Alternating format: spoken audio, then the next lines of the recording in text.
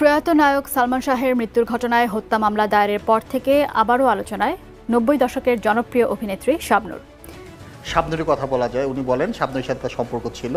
তো ইমন and শাবনূর's rumor করলেন যে ওদের মধ্যে কিছু ছিল কিনা, এক বাক্যে বলবো ছিল। শাবনূরের বাবা বলছে সালমান শাহ আত্মহত্যা করে নাই, ওকে মেরে ফেলা হয়েছে। শাবনূর এটা কিন্তু শাবনূর জানতো। চলচ্চিত্রের উত্তাল সাগরে দর্শক প্রিয় জুটি হয়েছিলাম আমরা দুজন, সালমান শাবনূর। অবশেষে ২৯ বছর পর মুখ খুলল নায়িকা শাবনূর, জানালো তার জন্যই সালমান শাহকে খুন করেছে সামিরা। কারণ সামিরা সন্দেহ করত শাবনূর আর সালমানের মধ্যে প্রেমের সম্পর্ক ছিল। দর্শক এতক্ষণ শুনলেন সংবাদ শিরোনাম, এবার বিস্তারিত। সালমান শাহ হত্যাকাণ্ডের রহস্যে আজ যুক্ত হলো আরেকটি চাঞ্চল্যকর অধ্যায়।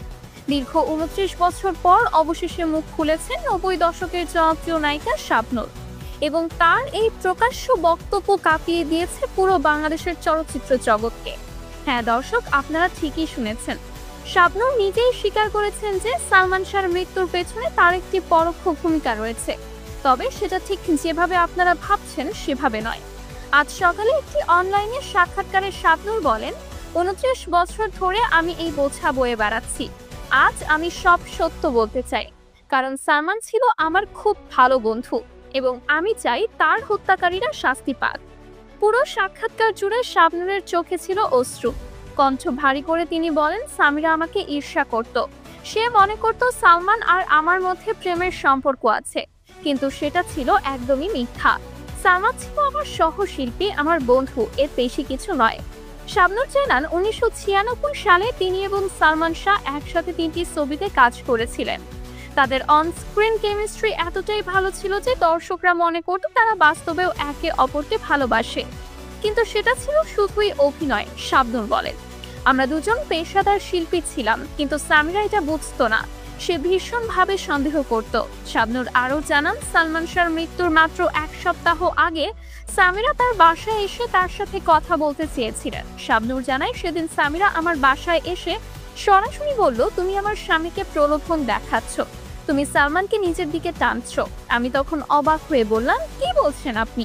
সালমান তো আপনার স্বামী, আমি শুধু তার সহশিল্পী। বন্ধুরা, শাবনূর জানাচ্ছেন, সেদিন সামিরা তাকে সরাসরি হুমকিও দিয়েছিলেন।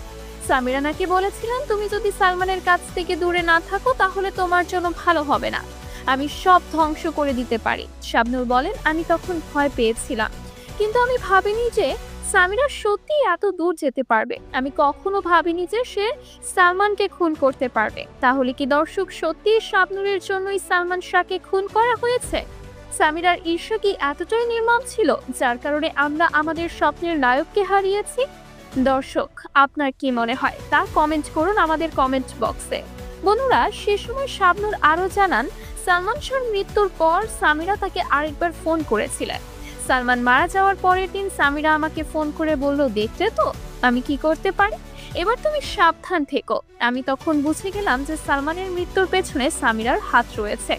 শাবনূর কাঁদতে কাঁদতে বলেন, আমি তখন পুলিশে যেতে চেয়েছিলাম, কিন্তু আমার পরিবার আমাকে থামিয়ে দিয়েছিলেন।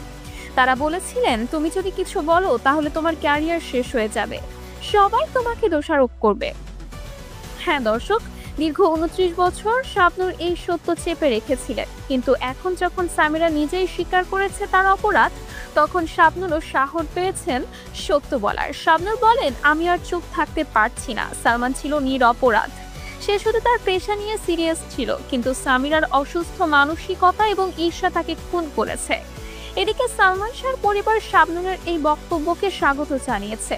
সালমানের মা নীলা রহমান বলেন, শাবনূর সাহস করে সত্য বলেছে, আমি তাকে ধন্যবাদ জানাই। এবার আমরা চাই সামিরা এবং তার সহযোগীদের সর্বোচ্চ শাস্তি।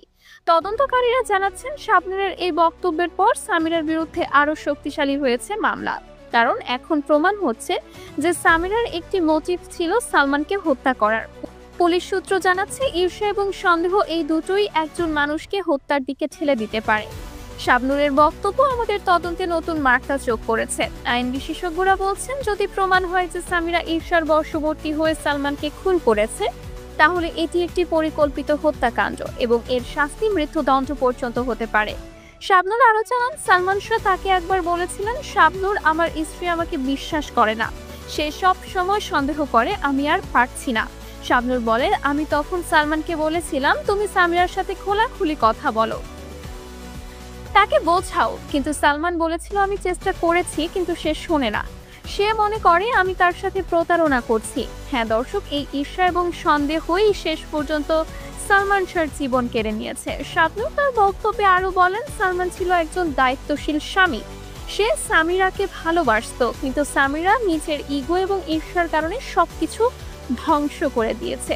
এদিকে সোশ্যাল মিডিয়ায় তোলপাড় শুরু হয়েছে শাবনূরের এই বক্তব্যের পর। লক্ষ লক্ষ মানুষ শাবনূরকে সমর্থন জানিয়ে পোস্ট করছে এবং সামিরার বিরুদ্ধে কঠোর শাস্তির দাবি জানাচ্ছে। চলচ্চিত্র জগতের অনেক তারকাও এগিয়ে এসেছেন শাবনূরকে সমর্থন জানাতে। নায়ক অমিত হাসান বলেন, শাবনূর সাহস করে সত্য বলেছে, এটা সহজ ছিল না, কিন্তু সালমানের বিচারের জন্য এটা জরুরিও ছিল। নায়িকা পূর্ণিমা বলেন, আমি শাবনূর আপুকে সেলুট জানাই। 29 বছর ধরে এই বোঝা বয়ে বেড়ানো কতটা কষ্টের ছিল তা আমি বুঝতে পারি। অন্যদিকে সামিরার আইনজীবী এই বক্তব্যকে সম্পূর্ণ মিথ্যা বলে আখ্যায়িত করেছেন। সামিরার আইনজীবী বলেন, শাবনূর মিথ্যা বলছে, আমার মক্কেল কখনোই শাবনূরকে হুমকি দেয়নি। এটা একটা সাজানো নাটক যাতে সামিরাকে ফাঁসানো যায়। কিন্তু দর্শক, জনগণ কি এই কথা বিশ্বাস করবে? যখন একের পর এক সাক্ষ্য প্রমাণ উঠে আসছে সামিরার বিরুদ্ধে, তদন্ত সংস্থা জানাচ্ছে তারা শাবনূরের বক্তব্যের সত্যতা যাচাই করছে। তারা শাবনূরের বাসায় সামিরার আসার কোনো প্রমাণ আছে কিনা তা খুঁজে দেখছে। পুলিশ আরো জানাচ্ছে, সালমান শাহর মৃত্যুর পরের দিন সামিরা শাবনূরকে ফোন করেছিল কিনা সেই মোবাইল রেকর্ড তারা উদ্ধার করার চেষ্টা করছে। হ্যাঁ দর্শক, প্রতিটি সূত্র এখন যাচাই করা হচ্ছে, কারণ এবার সালমান শাহর হত্যাকারীদের আর বাঁচার পথ নেই।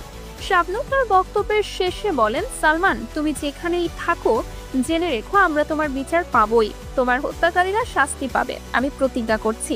আপনি কি মনে করেন শাবনূরের এই বক্তব্য সত্য? সামিরা কি সত্যি ঈর্ষার বশবর্তী হয়ে সালমানকে খুন করেছে? আপনার মতামত জানান কমেন্ট বক্সে। আর অবশ্যই ভিডিওটি শেয়ার করুন যাতে সবাই জানতে পারে শাবনূরের এই সাহসী পদক্ষেপের কথা, কারণ একমাত্র সত্যিই পারে সালমান শাহর আত্মাকে শান্তি দিতে। ধন্যবাদ দর্শক, আমাদের সাথেই থাকুন আরো আপডেটের জন্য।